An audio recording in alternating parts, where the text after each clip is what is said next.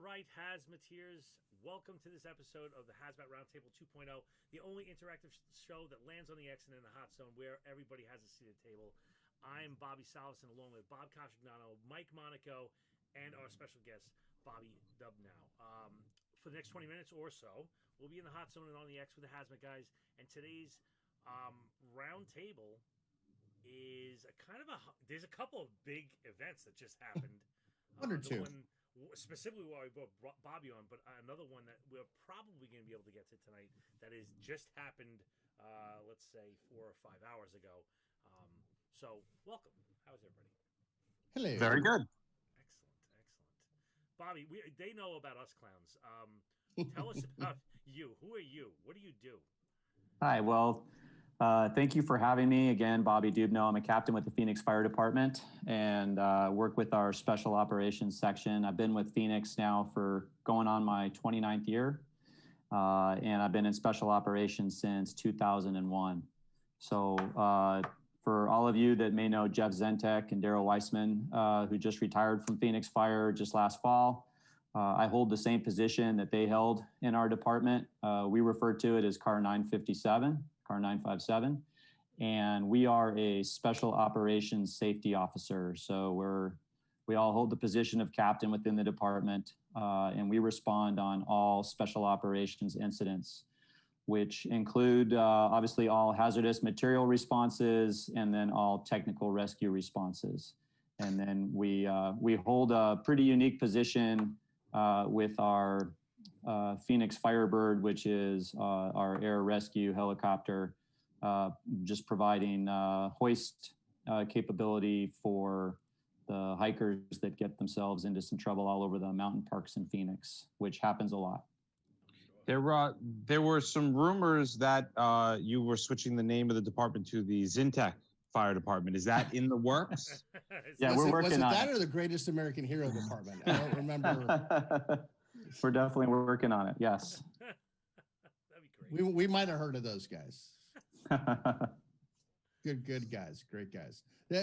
Bobby, that is, and as I told Jeff and Daryl, that is the most awesome spot anybody could ever dream of having, because the rappelling out of the helicopter, the going to hazmat calls, the not having to go to bum in a bush calls. I mean, that is the best job in the world. It's a really unique position. I feel blessed to be doing it. I've held this position for about 5 years now, 4.5, almost 5 years. It's a learning experience every shift. Just when you think you've been on a lot of big calls and seen a lot of really complex and unique things, you know, you get a couple of incidents like the ones we've just had here involving rail, which in my career, even before special ops or certainly after, never been on anything like either one of them. So it's a learning experience every day, and I've got a lot of smart people that work for us, and it's good to talk to a lot of smart people like yourselves. So we're specifically going to try to talk about that incident on the railway, right over the river. If you could possibly figure out the worst case scenario, I think this would probably be the genesis of the scenario. Can you kind of paint the picture of what went down over there? Yeah, so this happened on Wednesday morning last week, so about 6 days ago now. The call was dispatched a little after 6 o'clock in the morning. It's the Union Pacific Railroad, which is the largest, this particular rail is the largest one that's taking stock down to Tucson. So pretty big revenue, particular line right there. And it comes right through the heart of Tempe, which is the home of ASU. So this happened literally, a quarter mile from the heart of the ASU campus. And ASU in Tempe has a big man-made town lake that has a bridge over it. The bridge was built in 1912. So by railroad standards, Phoenix isn't a very old city, relatively speaking, but certainly this is one of the oldest pieces of infrastructure in the valley by far. In fact, on every span of that bridge where you can see some of the lattice there, that goes across, it's got 1912 carved into each one of those spans, which is pretty cool. But in any event, the train had a derailment on the south end of that bridge, causing the bridge to collapse and several cars to come off the bridge down onto the roadway, as well as several cars that just derailed off of the track, but not necessarily off of the bridge. We had a total of about maybe 12 cars, maybe about a dozen cars that derailed.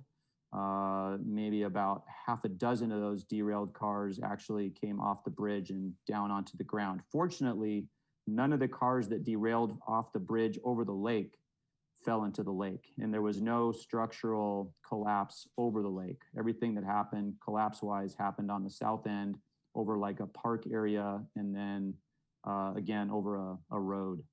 So this train, was there concern of structural integrity loss on the bridge as a whole, or was it pretty clear that the integrity was just lost in the spans that had collapsed? Yeah, well, I mean, certainly as the incident progressed, it was something that was addressed, as quickly as it could be. So right over the area and right north and south of the area that did collapse, we set up a pretty conservative hot zone, structurally speaking, and, kind of kept people away from those areas. Over the large span, over the center of the lake there, not really a huge concern for any secondary collapses in that area. Again, access was really hard from a firefighting standpoint. This train was carrying a lot of open rail cars full of stacked lumber. So that was a big part of the fire load, as well as just the railroad track itself. All that treated creosote, as you guys know, just, wants to burn and burn hot and hard to put out. That's a lot of the black that we're seeing is the railroad ties? Yeah, absolutely. Absolutely. And then what you're looking at right there is right over Rio Salado Parkway. This is where the bulk of the collapse happened, literally right on top of the road. Had this been during non-quarantine and non-pandemic times, this is a pretty major thoroughfare into ASU for all of the commuters and students and everybody else. This could have been catastrophic from a life safety standpoint. Fortunately, nobody killed or hurt or anything on this incident, which is, we're super grateful for. But you can see the runoff. Yeah. Like you could see. I mean, is that fire stream? Is that hose stream runoff that you guys are doing cooling with, or is that actual product? So yeah, the 99% of what you're looking at on the street right there is just from our fire suppression, just from the master streams that were just to in this picture would be to the right, so just to the north of where you're looking at the collapse. And then we're getting ready to apply some Class B foam. There's a leak actually coming from the manway of that rail car right in front of us there. So we had a rail car full of 26,000 gallons of cyclohexanon.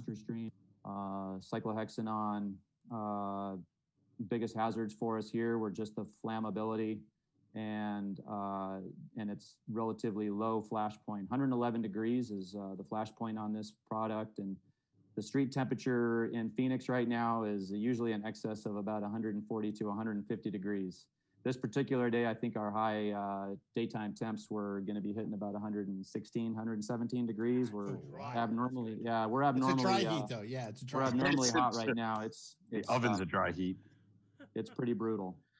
So yeah, just keeping those vapors suppressed and just keeping the product as cool as we could so that we could get in there and get some type of a damage assessment on the train, coordinating with all the hazmat managers from Union Pacific Railroad and some of their subcontractors that started to show up. We all kind of work under that unified command on these really large incidents. That is tremendous. And now the cyclohexanone, that was one rail car? So yeah, that was one rail car. That was the only one that we had that was leaking. There was actually 3 rail cars full of cyclohexanon. And relatively low hazmat on this particular train. So other than those 3 rail cars of cyclohexanon, we had one that was dangling, which I don't know if you've seen that yet, but you will over some of these pictures and video. That car had some basically liquid rubber in it. And then we had another car of sulfuric acid and then one with sodium hydroxide. Those were far to the north of where the collapse area was. We really never had any, we never had to make any impact with those particular cars. Union Pacific from the very beginning started to come up with their plan of pulling away all the good cars and try to pull away as much hazmat as they could by bringing some locomotives in from either end, which happened relatively early in the incident, probably within the first hour or two. And this is a single railway, or is it a double railway where there was The single railway. The other bridge that you see next to it is a light rail. We have a metro light rail that runs all across the valley, and that's the track that you see there. Right after that collapse and the derailment happened, there was I don't have a video of it, but there's a metro rail that was actually going, like, they were basically in the middle of the lake when it saw occurred. That picture. I saw that video. Yeah. That was impressive. And apparently that conductor on the metro rail contacted his dispatch and said, "What do you want me to do?" And they told him just to continue going. So they didn't want him to stick out there in the middle of the lake. It was probably the best thing he could do. He probably didn't have much of a choice. So just kind of drove it through the smoke and got out of it. Right there, you're seeing, they just did this on Sunday morning. They imploded the southernmost section of the railroad bridge that contained a bunch of that lumber with some of the rail cars in there. How brought did they that do down. Did they just do it with low-grade explosives, or did they have a demo company come in and do It was a demo company that contracts with Union Pacific. They came in on Friday or Saturday, made a bunch of relief cuts, a total of 8, 4 on each end, planted the charges, and just brought down that section of bridge. Wow. Yeah, pretty cool. Wow. Talented guys that do all that work. So we worked with, obviously, all the hazmat managers for Union Pacific and some of their subcontractors, as well as the heavy riggers that come in. There's a company by the name of RJ Corman that comes in and basically puts all these derailments back together, kind of travel around the country. These guys were mostly from the Midwest, like from Nebraska, Arkansas, and within a matter of hours, by midday on Wednesday last week, we probably had in excess of 50 or 60 of these subcontractors folks with all the heavy equipment, all the track hose, 200-ton crane to deal with the car that was still dangling off the track, as well as all these little boom cranes.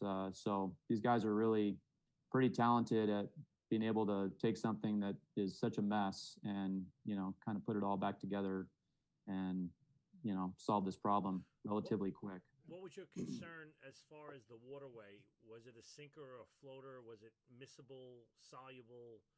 Did you have concerns about the waterway as far as anything? No, it's definitely a product that is somewhat miscible. It was such a small leak. Again, probably about 20 gallons per hour is what was coming out of that manway cover.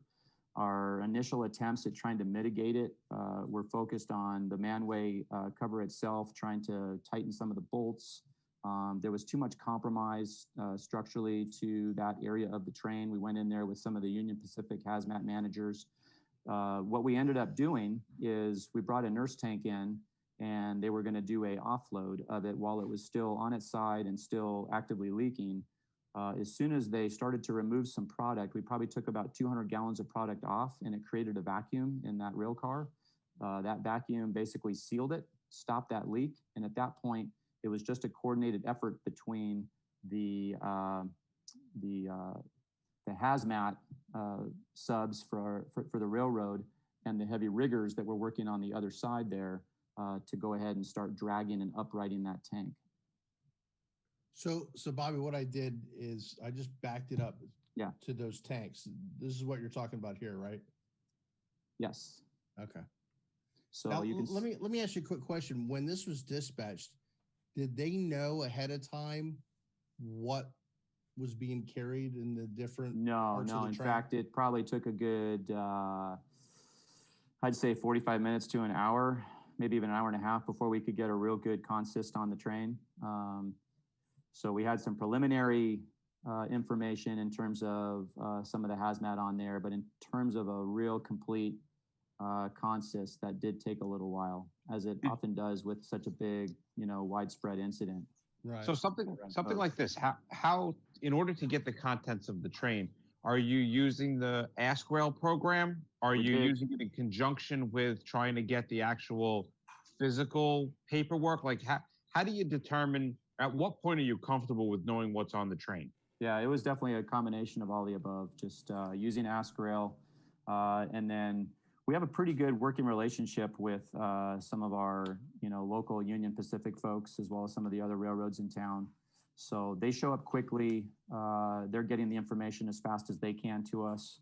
Again, we work in that unified command posture, and we're able to start assembling that information, again, as quickly as possible. Obviously, there was a lot of other problems besides just this particular collapsed area that command was dealing with. So we tried to just kind of take all of this part of it, at least, off of their hands in terms of hazard sector. So let me ask you a question. The first arriving department was Tempe. Correct. Right? So are they technicians, or are they operational responders, or? Yes. So they do have 2 stations that are hazardous material stations. And they were some of the 2 first hazmat responders on scene. They were not the first units on scene, but they were certainly there within, second or third due companies. So some of their efforts initially were probably affected more towards, fire suppression.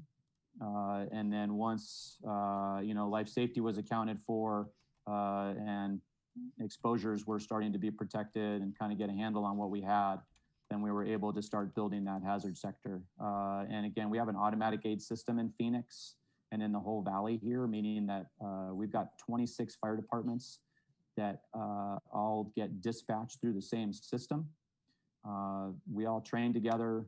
We operate under the same SOPs, and that also includes our special operations team. So we have a regional special operations teams. So as where Phoenix, dispatches our hazmat resources, we can special call any one of those other cities that has hazmat response teams as well. So makes us a really, makes us a really unique organization that we can assemble that much physical manpower as well as, just resources as quickly as we can. I know in a lot of parts in the country, it would take hours to assemble the amount of people and support, hazmat support mechanism that we can put together truly in just a matter of minutes.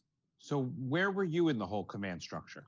So my job again is, we come as the hazardous materials safety officer, special operations safety officer. So this picture that you're looking at is one that I actually took. So I am in kind of a forward safety position.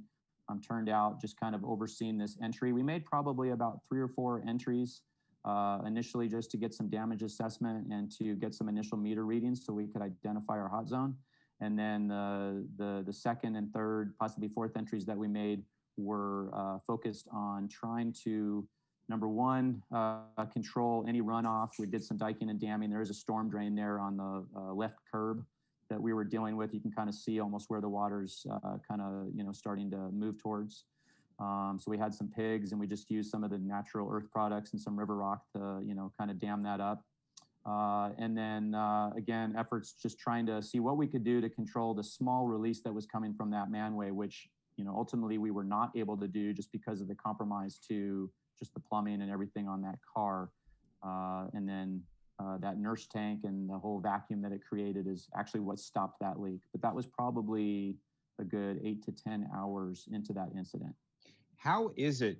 I mean, if you had any suggestions or comments or thoughts, or like even lessons learned in this one, as far as working with all those subcontractors from a hazardous materials point of view and an operations point of view, I mean, that must be absolutely mind-boggling. It is. And, all things considered, I would say that this was a really successful operation in terms of that many people and that many agencies coming together to kind of solve this problem and kind of come up with some solutions to it and some resolution. Lessons learned, again, we had just had a pretty major incident, which, we can talk about as well within a month before this one, which I think was very hopeful, just in terms of the actual face-to-face relationships that are made. That's one of the jobs that I kind of have, is I'm a liaison between a lot of these different government agencies and some of the other departments that we run with, some of the private partners that we tend to do a lot of work with, utility companies and things like that. So just that facial recognition just puts that trust in everybody, makes things go a lot faster, kind of gets everybody underneath that unified command umbrella. So, on this one, yes, go ahead. When was this? The question from the gallery here. When did this happen? This happened on Wednesday last week. So, apologize for not knowing that date, but whatever, a week from tomorrow, a week ago tomorrow. The second question is, foam. Yeah. So we used AFFF. We carry a AFFF or just AFFF? AFFF, so ATC. So we carry a very small amount of it on our hazmat support trucks. And when I say a small amount, we have probably about 20 gallons that we carry in these 5-gallon containers. And if you've ever floated, you know how quickly you go through that at a 3% rate. So we have large foam truck assets that come from different parts of the valley. So we did special call those to the scene. We also have some Class B foam that can be delivered on flatbed trailers, like large pods of it. So what we ended up doing was having that delivered to the scene within the first couple hours, and then just used it as a platform for refilling probably about a dozen Class B foam 5-gallon containers. And we just assigned somebody to kind of run the adductor as we went in for each of those entries. And we applied a foam blanket throughout the day over that probably 10-hour operational period, just to suppress vapor. It was super successful. We kept our product temperatures well below 100 degrees. And like I said, that was one of the biggest issues we had, was keeping this thing fairly cool, because it's got such a low flash point. And then we never had any VOCs that we got off of this in excess of about maybe 40 parts per million, and that was before the foam blanket. Wow. So again, relatively low. Never had any LEL readings on our sensors, and all other readings on our 5-gas meters were all insignificant or zero. So when you're applying this stuff, and this is like I'm assuming that you guys used metering to check when the quarter drain time was starting to fall apart. So like when you're Correct. throwing the foam on there, you can do all the math or something like that. You can just put meters literally on the corners and just watch for the meters to go up. So did you guys put the meters out? Did you guys use something like an area array? And I'm not pushing any brand, but an area array is one of those Bluetooth or Wi-Fi linked metering systems where you can watch at home base. Correct. Yeah. No, we do have some area arrays. We did not use them on this incident. Our kind of forward staging area was very close to where we were able to, kind of keep making our entries when we went down range. So about every 30 minutes, we were going in, just based on our research that we had done. We figured that would be a good time to just kind of go in and reassess and get supplemental meter readings, and then bring a Class B foam line with us each time and reapply foam if necessary. Again, we were trying to not use it if we didn't need to use it. It does have a pretty big environmental impact. We may have actually made a more of an environmental impact with our Class B foam than the actual cyclohexanone did. Okay, that's interesting. That was a heck of a run. Heck of a run.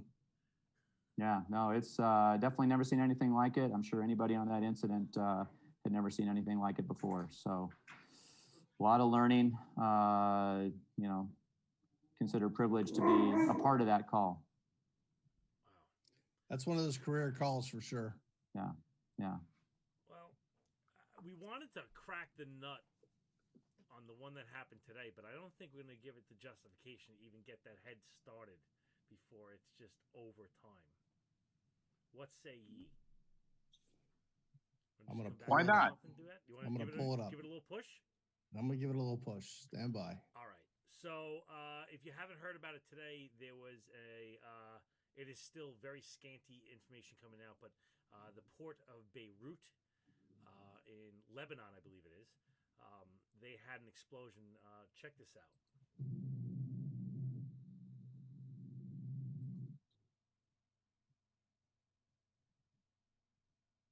That's just. That's crazy. It is. Awe. It is. Awe. It is literally awe-inspiring. It's awe. Yeah. Look at that, and I like the red. Bobby's going to talk about the vapor there in a second, but yeah. So I'm already seeing Dr. Baxter already talking about light nitrates, and if you watch Bob, if you can rewind that into the point where you can see the orange right there. Right there. You see that orange cloud? That is usually indicative of a nitrate, right? And in what format, it doesn't really matter. One of the guys in our firehouse has family that lives in that area, and they said that the location that was there was known to store nitric acid and explosives, which are basically nitrate based.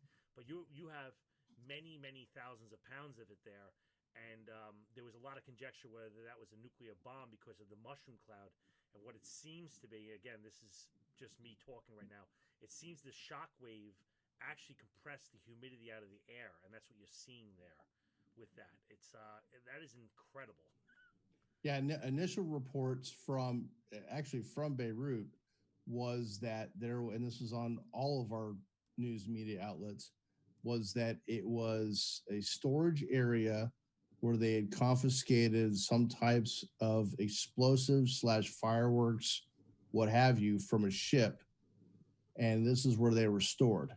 There were others that were saying it was, a bomb, and this, we're not going to know for a while, but regardless, this was, I think, at 5 o'clock our time, 90 people were dead, and I think 1,000 plus were injured. And some of the video that I saw coming out of Beirut was utter devastation. It was yeah. I wonder about the fireworks story, and I wonder about the fireworks story because, all those fireworks are all individually wrapped, which gives you distance, spacing, and material between all the different, possible explosive materials. And boy, that just detonated so quickly. To think that it was a pile of fireworks, I don't know. My initial gut reaction is I don't think that's fireworks. I don't have the video readily available, but in this picture here, you can, when you see the other videos, there's a lot of what I would call popping explosions. Yes, that I agree with. Yeah, other angles. Before it looks like lightning. Yeah, like little lightning going off. Yes, right. All down in here. It almost, to me, it looked like a demolition of a building. Since we were talking about demolition of the bridge earlier, it looked like demolition of a building at first until you started getting that. Right. And then that's when all hell broke loose. That's incredible power. Oh, yeah, the pressure. I mean, my gosh. When you consider that's what's next to it, probably a 20, 25-story building. Yeah. And like Todd Burton just said, if it was actually fireworks, and again, we're not there, we don't know, but we've all seen firework explosions, mishaps, and they're going all over the place, which is what I think Todd was referencing, which we didn't see here. Right. Yeah, Dr. Baxter is actually saying there was a fireworks facility and that it set the other storage building on fire with an underground storage. That's interesting because that would make more sense. That would make sense. That makes because sense. because I, all right. And I'm sure there's going to be more coming out about this whole thing. I'm just very curious about it. But there was a lot of, especially from this guy. He was picking my brain, and he's like, "Is it a nuclear bomb?" And as soon as I saw that orange, that's not the indicative of a nuclear bomb. Nuclear bombs are very much different. If you look in the old videos from like the 40s when they were doing Fat Boy and Little Man and right. in Nevada and whatnot, they did not look anything like this. Like, right. Not even remotely. No. This isn't even their stupid little brother. This is like This is actually just detonation of some chemicals, and it seems like the firefighters were at the fireworks building, and that's why they were killed. So there was firefighters at the fireworks building. I get maybe performing firefighting duty. I don't know, but I'm kind of curious. I would like to swing around to this next month and kind of re-explain it, because there's going to be more angles to the video. I like to kind of focus on this a little bit more, because this is, though it's wow, there's a lot of science to be unpacked in this one. Yeah. You know what I'm saying? You're seeing incredible video from. I wish that guy wasn't such a pansy and didn't look away. I actually get annoyed at him for moving. It seems there was an original fire in the fireworks facility that set the storage building off, which makes a lot of sense now, because you have a lot of granular or whatever the hell they have over there in quantity. Yeah, that had to be some kind of bulk storage. Yeah. So, well, I think that about does it. We're gonna come back next month, and we're gonna wrap that one up. And Bob, you're always welcome to come back, and if you want to do a little homework and come back and chat with us about that one, you're more than welcome. Be great. Jason's on assignment. He's gonna be out of business. He's in deep undercover. I think at this point he's pretty much deployed. Like, we can just say deployed and not on assignment. Like, we can say deployed. Deployed's a good word. Deployed. I like deployed. He likes deployed. Bobby, if you want, why don't you give out your if you want to give out your contact information? You want to. I totally understand. I don't give it out. Your contact information if they want more information or more questions for you. Sure. So my email is robert.m.dubnow. It's spelled DUBNOW at phoenix.gov. PHOENIX.gov. So that's my best email contact. And again, thanks for having me. Oh, absolutely. Thanks for coming on. Man. Appreciate it. Interesting. And if you see the two Stooges out there anywhere, give them our best, please. Oh, I definitely will. I see them a lot. Big kiss from us. Will do. All right, guys. We'll see you next month, next Tuesday on a month.